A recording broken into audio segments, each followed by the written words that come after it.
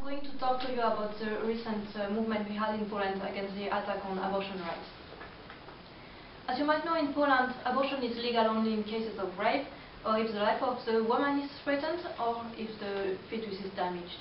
But in the fall of 2015, a new conservative government was elected, more on its social promises rather than on this conservative agenda. But a pro-life petition then gathered enough signatures for a project of total ban on abortion to be discussed in the parliament. In March 2016, the Prime Minister Beata Szydło said in an interview that she supported this total ban on abortion, which was met with a big anger from Polish women, and in the following days there was a big movement of spontaneous protest against what she had said. So she had to cancel her statement, but during all the spring there was a lot of initiative taken by more women and activists, such as pickets, protests and petitions, not only by feminist militants but also by ordinary women who had never been politically active before.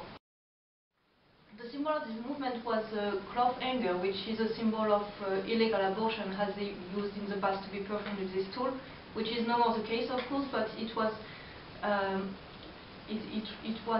showing that the government is wanting to go back to the dark ages and, as a famous slogan says, preparing the hell for women.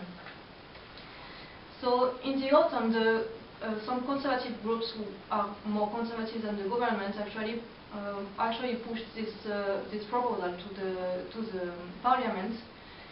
And thanks to all the initiatives that had been taken before and the groups that had been created and so on, it was possible for a party called Razem to organize a big protest that was called the Black Protest, with everybody dressed in black.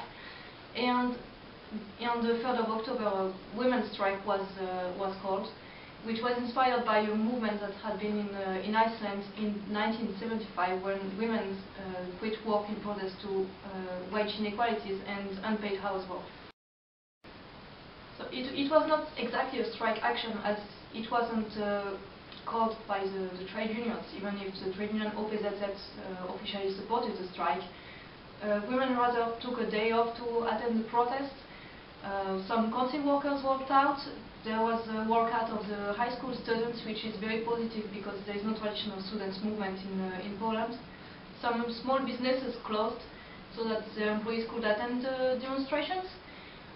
But if the women didn't have the approval of their boss, they could not attend the strike actually, and they could just wear black clothes so that they could attend the protest after work.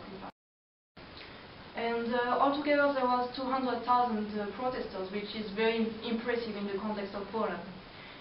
The government tried to minimize what was happening, but they understood that they had to retreat because the struggle was about to escalate and the rule could be threatened. But now we can see further attacks on women's rights.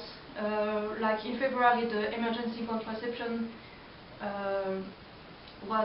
there was a new law that emergency contraception can be available only on prescription, which means that it can be too late when you finally get the emergency contraception, and that it will be more difficult for underage girls to get it.